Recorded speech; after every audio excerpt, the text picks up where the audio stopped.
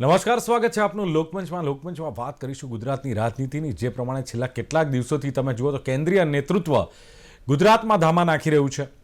પછી ભારતીય જનતા પાર્ટી હોય, કોંગ્રેસ હોય કે આમ આદમી પાર્ટી હોય, અને આજે જ્યારે કેન્દ્રીય ગૃહમંત્રી અમિત શાહ જ્યારે ગુજરાતની મુલાકાતે છે ત્યારે પ્રધાનમંત્રી મોદીની ભાવનગર મુલાકાત બાદ હવે અમિત શાહ કેન્દ્રીય ગૃહમંત્રી ગુજરાતની મુલાકાતે છે। અને કેન્દ્રીય ગૃહમંત્રી ગુજરાતની મુલાકાતને લઈને એવું લાગી રહ્યું છે કે ભારતીય જનતા પાર્ટીમાં કંઈક નવા જૂનીના એંધાણ છે। અંદરો અંદર જે પ્રમાણે બેઠક મળે છે ને, જેમ કે સી આર પાટીલને કંઈક ઇશારો કરીને અમિત શાહ પોતાની પાસે બોલાવે, એને લઈને પણ ચર્ચાઓ ગરમાગરમ થાય। એમના ત્યાં રાત્રિ રોકાણ કર્યું, ભોજન કર્યું, એ વખતે પણ ત્યાંના સ્થાનિક નેતાઓ ત્યાં ભેગા થયા, ધારાસભ્યો, સાંસદો, ઘણી બધી ચર્ચા થઈ। ત્યારબાદ અમિત શાહ જ્યારે અહીંયા આવ્યા અને અહીંયા પણ એમણે જે કહેવાય કે જે પ્રમાણે વાતચીત કરી છે, ખાસ તો જે વિધાનસભાના અધ્યક્ષ શંકર ચૌધરી અમિત શાહ સાથે મુલાકાત કરી। બીજી બાજુ જયેશ રાદડિયા, તમે જુઓ વિઠ્ઠલ રાદડિયાની મૂર્તિનું અનાવરણ હતું, પણ સાથે જ જયેશ રાદડિયા અને અમિત શાહ વચ્ચે પણ એક સારું એક ટ્યુનિંગ જોવા મળ્યું છે। વાત એ છે કે ગુજરાતના મંત્રીમંડળના વિસ્તરણની ચર્ચાઓ છેલ્લા કેટલાક સમયથી થાય છે, અને એ હવે કદાચ ટૂંક સમયમાં થાય તો આ બધા સિનેરિયા જે જોવા મળે છે એ એને લઈને થાય છે કે શું છે। કારણ કે અત્યારે જ્યારે વાત કરીએ ત્યારે કેબિનેટમાં 9 ને રાજ્ય કક્ષાના 8, એટલે મંત્રીમંડળમાં કુલ 17 છે। જ્યારથી ભૂપેન્દ્રભાઈ મુખ્યમંત્રી બન્યા ત્યાર પછી મંત્રીમંડળનું વિસ્તરણ થયું નથી કે એમાં કોઈ ફેરફાર થયો નથી। 2022 સરકાર રચાયા બાદની વાત બી કરીએ તો પણ ભાજપમાં આંતરિક જૂથવાદ, એની વચ્ચે અમિત શાહે રાજકોટમાં બેઠક કરી અને એમાં જિલ્લા અને તાલુકા પંચાયતના આગેવાનો અને સ્થાનિક નેતાઓ પણ ભેગા થયા અને રાજકોટ શહેર અને જિલ્લાના આગેવાનો ઉપસ્થિત રહ્યા। એટલે સૌરાષ્ટ્રની રાજનીતિ ક્યાંક ગરમાઈ જાય। અને સૌરાષ્ટ્ર પર રાહુલ ગાંધી, તમે જુઓ કે ગુજરાતમાં ચૂંટણી જીતવાનું લક્ષ્ય રાખ્યું છે, તો એમણે પણ આવવાની શરૂઆત સૌરાષ્ટ્રમાંથી કરી છે અને સૌરાષ્ટ્રમાંથી જ એમણે ક્યાંક ગુજરાતને સર કરવું એવું લક્ષ્ય રાખ્યું છે। એટલે સૌરાષ્ટ્ર રાષ્ટ્રીય પક્ષોના નિશાને છે કે કેમ, આ મુદ્દે ચર્ચા કરવી છે। મારી સાથે જોડાયા છે જાણીતા રાજકીય વિશ્લેષક પ્રશાંત ગઢવી છે। પ્રશાંતજી, સ્વાગત છે આપનું લોકમંચમાં। સાથે જ ભારતીય જનતા પાર્ટીના નેતા પ્રકાશ ઉપાધ્યાય છે। પ્રકાશજી, આપનું સ્વાગત। નમસ્કાર। ડોક્ટર નિકુલ પટેલ, પ્રવક્તા કોંગ્રેસ, નિકુલભાઈ આપનું પણ લોકમંચમાં સ્વાગત। નમસ્કાર જી। પ્રશાંતભાઈ, શરૂઆત આપનાથી કરીશ, કારણ કે જે પ્રમાણે રાજકીય પક્ષોના નિશાને સૌરાષ્ટ્ર આમ તો જોવા મળી રહ્યું છે, અને ગુજરાત તો દરેક રાજકીય પક્ષ ઈચ્છે કે ગુજરાત સર કરીએ। ભારતીય જનતા પાર્ટીનું હોમટાઉન છે, તો કોંગ્રેસને એમ છે કે ગુજરાતમાં હરાવીએ તો બીજા રાજ્યોમાં બહુ ઈઝી પડે।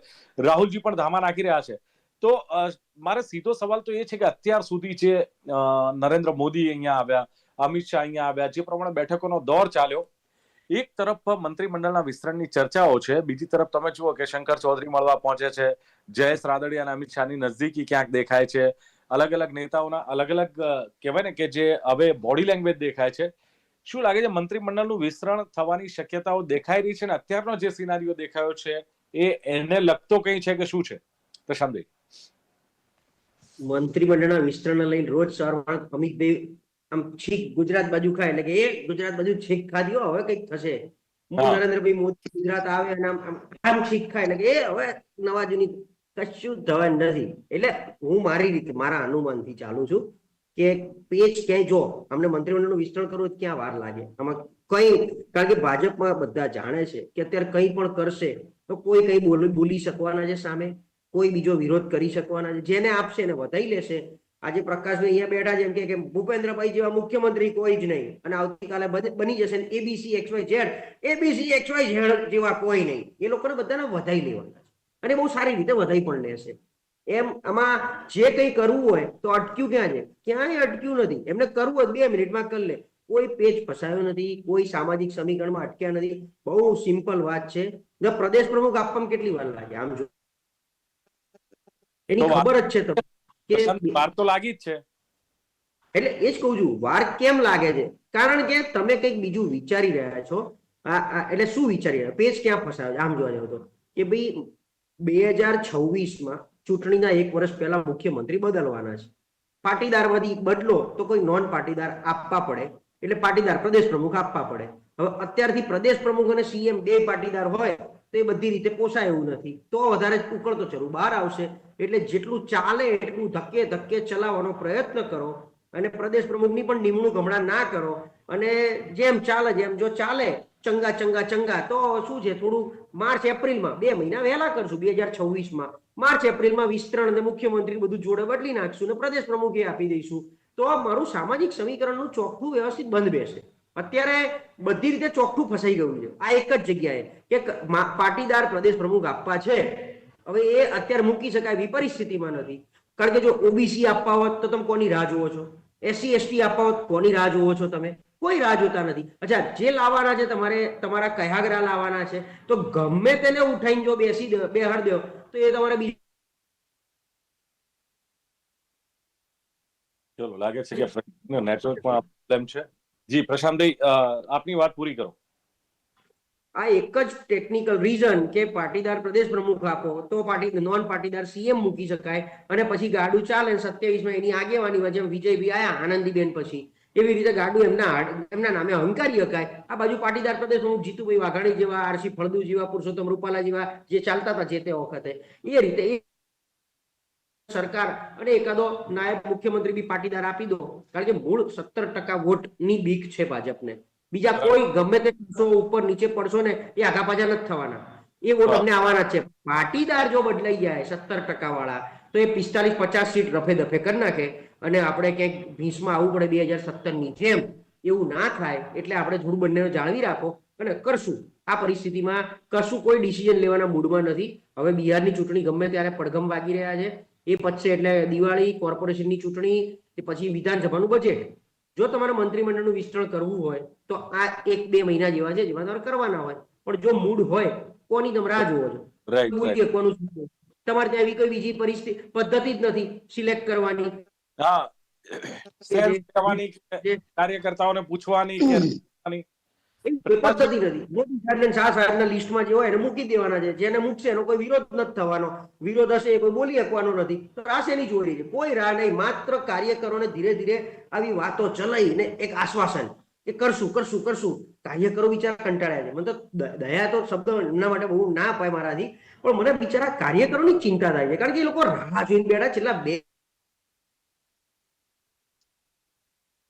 ચલો પ્રશાંતભાઈ, આપે બહુ જ અગત્યની વાત કરી છે કે કાર્યકરો રાહ જોઈને બેઠા છે, એટલે સીધો સવાલ મારો એ થાય છે કે Prakashbhai, Bharatiya Janata party cadre base શિસ્તબદ્ધ કહેવાય, આટલી મોટી પાર્ટી છે વિશ્વની, છતાં પણ તમને એક પ્રદેશ અધ્યક્ષની નિયુક્તિ કરવામાં આટલી વાર લાગે છે, મંત્રીમંડળનું વિસ્તરણ કરવું છે તો આટલો બધો વિચાર કરવો પડે છે, અને પ્રશાંતભાઈએ કહ્યું કે વિચાર કરવાની જરૂર નથી, તમારે ત્યાં તો કોઈ બોલવાનું નથી, કોઈ અવાજ ઉઠાવવાનો નથી, અસંતોષ છે તો વ્યક્ત નથી કરવાનો, તો પછી આટલું વિલંબ કેમ? સૌ પ્રથમ તો દિલીપભાઈ, આપને અને મારા બે સાથી મિત્રો પ્રશાંતભાઈ ગઢવી અને નિકુલભાઈ પટેલને આજથી શરૂ થતા નવરાત્રિના માટેની શુભકામના, અને તમારા દર્શકોને પણ જય અંબે, જય માતાજી. હવે દિલીપભાઈ, આમાં એવું છે કે કેન્દ્રમાં અને રાજ્યમાં અમારું શાસન ચાલે છે, સંગઠન અમારું મજબૂત છે, એટલે પ્રશાંતભાઈ ગઢવી જેવા રાજકીય પંડિત હોય કે તમારા જેવા પત્રકારો, તજજ્ઞ પત્રકારો હોય, એ કોઈ પણ વસ્તુ જ્યારે અમારા દેશના વડાપ્રધાન શ્રી નરેન્દ્ર મોદી સાહેબ કે અમિત શાહજી, એ જ્યારે ગુજરાતના એમનું હોમ ટાઉન છે, હોમ ગ્રાઉન્ડ છે, ત્યાં આગળ પ્રવાસ કરે એટલે તર્ક વિતર્કો થાય, એમાં કઈ નવાઈ નથી ને, તમે કરી શકો છો, એ તમારો વિષય છે, એનો કઈ વાંધો નથી. પરંતુ નરેન્દ્ર મોદી સાહેબ આવ્યા હતા એ વખતે પણ પોરબંદરની અંદર જે પોર્ટનું જે પેલા જહાજનું જે લોકાર્પણ હતું, અમિત શાહજી આવ્યા, સુરત રોકાયા, અને રાજકોટની અંદર સહકારી જે અમિત શાહજી સહકારિતા મંત્રી છે, સહકારિતા મંત્રી છે, એટલે એમનું પણ એક સ્વાભાવિક છે કે કારણ કે ગુજરાતમાં 89,000 જેટલી સહકારી સંસ્થાઓ છે અને એને નવું કલેવર આપી રહ્યું છે, અને 1.65 કરોડ સભ્યોનું 4 લાખ ટર્નઓવર અધર છે. એટલે આ જે પ્રવાસો છે એ વડાપ્રધાનશ્રીના હોય કે અમિત શાહજીના હોય, અને તમે કહો છો કે ફલાણાના ઘરે રોકાય, ફલાણાના ઘરે જમે, આ તો રાષ્ટ્રીય સ્વયંસેવક વિચારધારા છે. જમે અમને વાંધો નથી, મારો તો સવાલ એ છે કે પ્રદેશ અધ્યક્ષ નિયુક્ત નવા તમે નથી મૂકી શકતા, પ્રદેશ અધ્યક્ષ, એનું કારણ મારી વાત સાંભળો. પ્રદેશ અધ્યક્ષની જ્યારે પણ નિમણૂક થશે ત્યારે પ્રકાશ ઉપાધ્યાય પણ તમારા થકી તમારા ટીવીના ન્યૂઝ ચેનલના ગુજરાત ન્યૂઝ ઉપરથી જ મને ખબર પડશે કે પ્રકાશ ઉપાધ્યાયને કઈ એની ખબર પડવાની નથી. જ્યારે ડિક્લેર થશે ત્યારે જગજાહેર થશે અને દરેક ન્યૂઝ ચેનલમાં આવશે કે પ્રદેશ વિચાર કરો. કે તમે પછી ઉપરથી તમે સીધો જે ઉપરથી કે નીચેથી એનો કોઈ સવાલ નથી.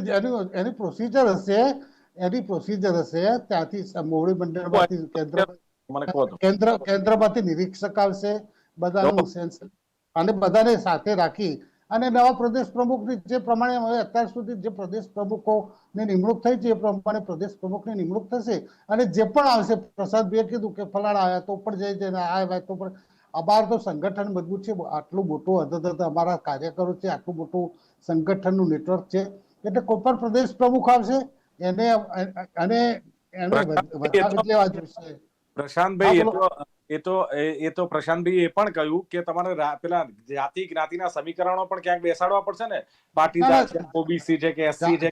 જાતિ જ્ઞાતિ, હા એ મેં કીધું પ્રશાંતભાઈ ગઢવીને એમનું સ્વતંત્ર એમનો હક છે બોલવાનું.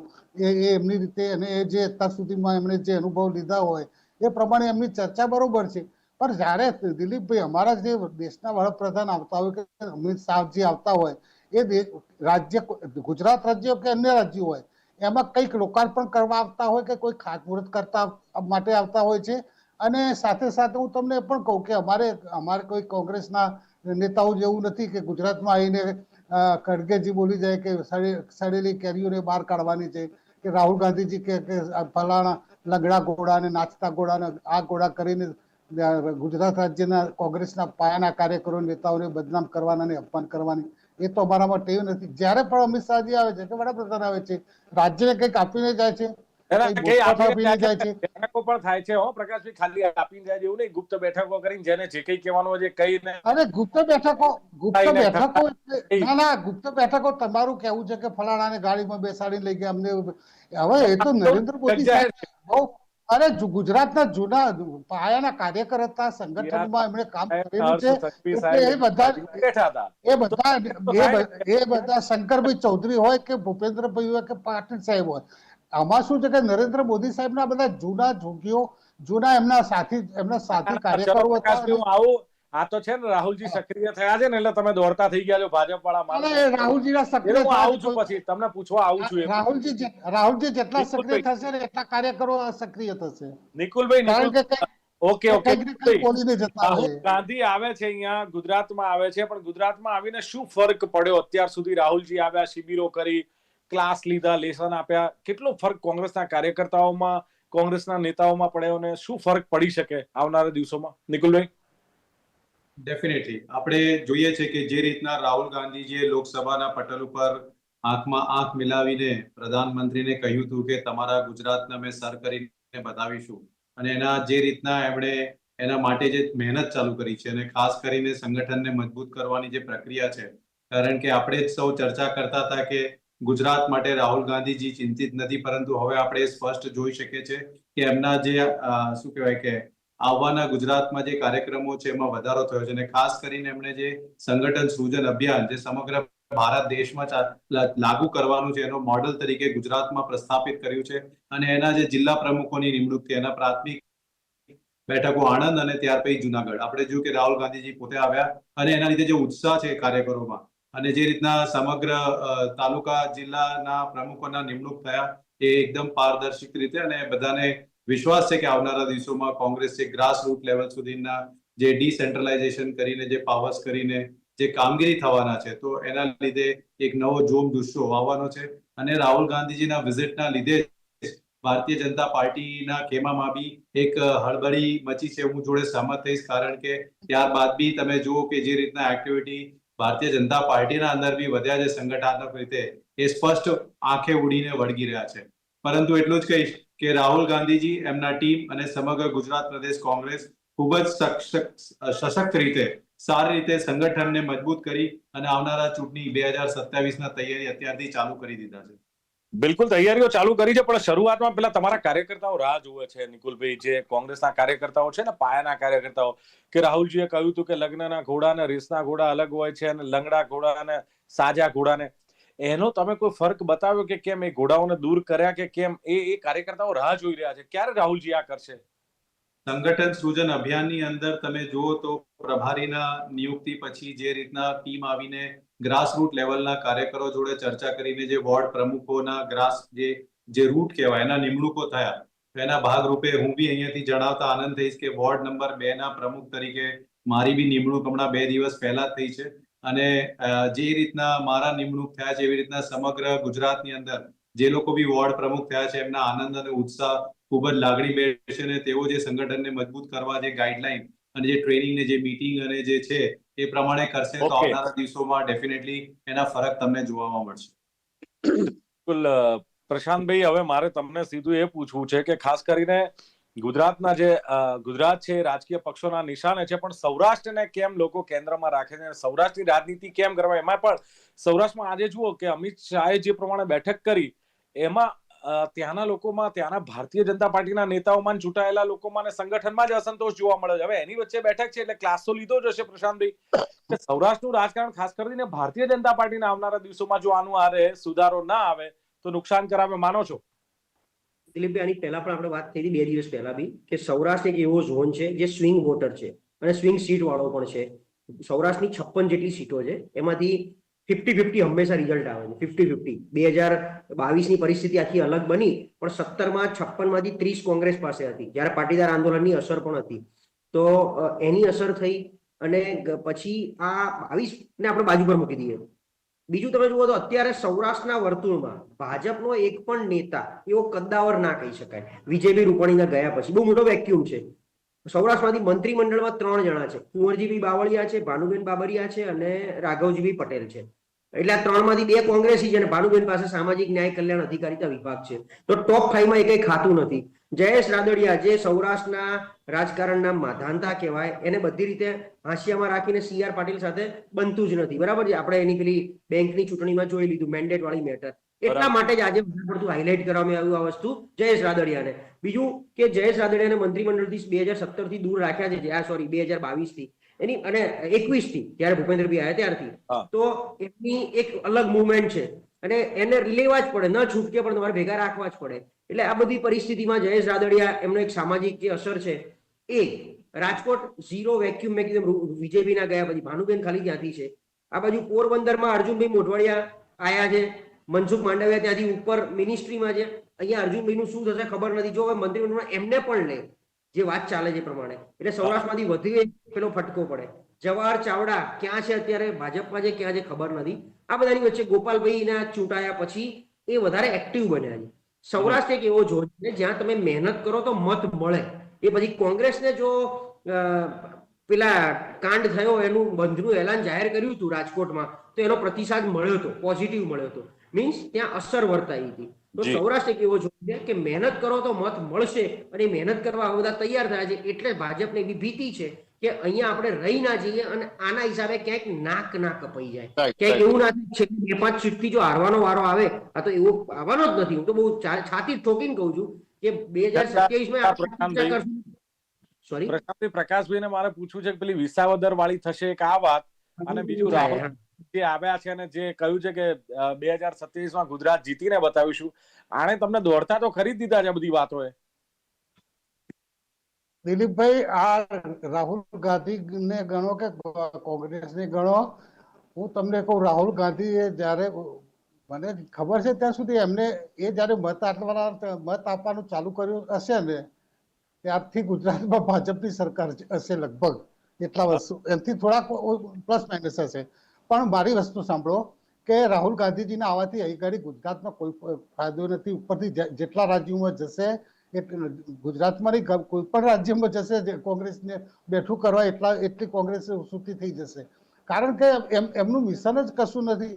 આજે નરેન્દ્ર મોદી સાહેબે ગઈકાલે જે તમે રાષ્ટ્રજોગ સંદેશમાં તમે જોયું કે આત્મનિર્ભરતા અને જે વાત કરી જીએસટી રિફોર્મની, અને જેની અંદર તમે જે બચત ઉત્સવ જે આવતા દિવાળીની અંદર જે શું લાભો થવાના છે અને કેટલા મધ્યમ ગરીબ વર્ગ માટેના જે માનવી સુધી, ગ્રાહક સુધી તમને મારી વાત સાંભળો. તમને ખાલી દિલીપભાઈ સંગઠન અને મુખ્યમંત્રીની જે વાત છે, રાહુલ ગાંધીમાં રસ છે. પરંતુ જે અમારી સરકારે, કેન્દ્રની સરકારે, આપણે ગુજરાતમાં હોય અન્ય રાજ્યોમાં એની અસર તો થવાની જ નહીં. નહીં, એટલે અમને રાહુલ તો ગાંધી પ્રકાશભાઈ, આવાથી મારી વાત સાંભળો, અમને તો એમાંય રસ છે રાહુલ- કે ગુજરાતની જનતા, દેશની જનતાને જીએસટી ઘટવાથી છેવાડાના માનવીને ફાયદો થાય, પણ એ થશે કેમ? નિકુલભાઈ, કેટલો ફરક પડશે જીએસટી ઘટાડવાથી? હાલાકી મુદ્દો અલગ છે, પણ એને લઈને ભારતીય જનતા પાર્ટી આવનારા દિવસોમાં ફાયદો શોધી રહી છે. શું કહેશો શોર્ટમાં? શોધી નથી રહ્યો, ચોખ્ખો ફાયદો દેખાય છે. હા આમ ભાઈ, જનતાને શોધવા નથી. અત્યાર તમે સુધી સો- નિકુલભાઈ, અત્યાર સુધી- 1% નથી કરતા અત્યાર દિલીપભાઈ. સુધી હા. મોદી સરકારને લોકોની પર રહેમ નજર ના હોય એવું સ્પષ્ટ દેખાય છે, કારણ કે જ્યારથી જીએસટી લાગુ થયું ત્યારથી રાહુલ ગાંધીજી તો કહી જ રહ્યા છે કે આ ટેક્સ સ્લેબ્સ બહુ વધારે છે ને એમણે ગબ્બરસિંહ ટેક્સ કરીને ઉપાધિ બી આપેલી હતી, પરંતુ અત્યારે આ સરકારને એવું લાગી રહ્યું છે કે કશે ને કશે લોકોની અંદર લોકચાહના ઘટી રહી છે અને એના અસરો હવે દેખાઈ રહ્યા છે. એટલે આ એક લાવો આપવા માટે કે ભાઈ ચલો મેં તમને આ બધું આપ્યું છે એમ કરીને ટેક્સ સ્લેબ ઘટાડ્યા છે, અને એનો કોઈ બી ટેક્સ સ્લેબ ઘટાડો એટલે ફાયદો તો લોકોને થવાનો જ છે, પરંતુ અત્યાર સુધી જે લૂંટ ચલાવી એનું શું, એના કોઈ જવાબ આમની પાસે નથી. એ ફક્ત ને ફક્ત વાયવાઈ લૂંટવા માટે પ્રધાનમંત્રી આવ્યા અને બોલીને ગયા છે, પરંતુ એની જોડે 2-3 બીજી વસ્તુ બી કદાચ બોલીને આ ગયા 60 વર્ષ તો સુધી સારું તમે હતું. લોકોને આખા હું હવે દેશને બીજી લૂંટી એક બીજો નાખ્યો. ટોપિક એડ કરું છું કે H1B વિઝાની અંદર 1 લાખ રૂપિયા ફી સરકાર ટ્રમ્પે નાખી તો મોદી સાહેબ એમના માટે કઈ ના બોલ્યા. આપણે 70% લોકો અમેરિકામાં જાય છે તો એ આપણા H1B વિઝાથી જાય છે. બીજું એમણે એવું બી કીધું કે આ ટેરિફ ઉપર એમણે કોઈ ચર્ચા નહીં કરી, આત્મનિર્ભર થવાની વાતો કરી, પણ એ તો મેક ઇન ઇન્ડિયાનો કોન્સેપ્ટ તો વર્ષોથી ચાલે છે. મેક ઇન ઇન્ડિયા લખેલું હોય એટલે ધારો કે શું કહેવાય કે ફોરેનની કંપની ઇન્ડિયામાં મેન્યુફેક્ચરિંગ યુનિટ કરતી હોય તો એવું નથી કે મેક ઇન ઇન્ડિયા. બરાબર છે. સાંભળો, એ તો મોદી સાહેબની કૂટનીતિ એમાં કામ કરશે, એમાં બોલીને નહીં. પ્રકાશભાઈ હમણાં કહેશે કૂટનીતિથી કામ કરવાનું છે, પણ સવાલ એ છે કે પ્રશાંતભાઈએ કહ્યું એમ કે વિસ્તરણ કરવામાં ભારતીય જનતા પાર્ટીને આ મંત્રીમંડળનું વિસ્તરણ કરવામાં વાર ન લાગે, પણ ખબર છે કાર્યકર્તાઓના નેતાઓને ઉપરથી જે ઓર્ડર આવે એને વધાવી લેવાનો છે. અને પ્રદેશ અધ્યક્ષમાં વાત કેમ લાગી, ક્યાં પેચ ફસાયો, તો એમણે કહ્યું એ પ્રમાણે જાતિ જ્ઞાતિના સમીકરણો પણ ક્યાંક સેટ કરવાના હોય.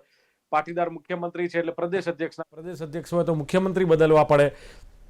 સૌરાષ્ટ્રની પણ એમણે વાત કરી કે સૌરાષ્ટ્રમાં ભાજપનો કોઈ કદાવર નેતા નથી અને એને લઈને પણ કસરત વધી છે. ખાસ જયેશ રાદડિયાની વાત કરી કે મંત્રીમંડળથી દૂર છે છતાં પણ જોડે રાખવા પડે છે. એટલે ઘણી બધી વાતો. પણ આવનારા દિવસોમાં ગુજરાતનું રાજકારણ ક્યાંક ગરમાય તો નવાય નહીં.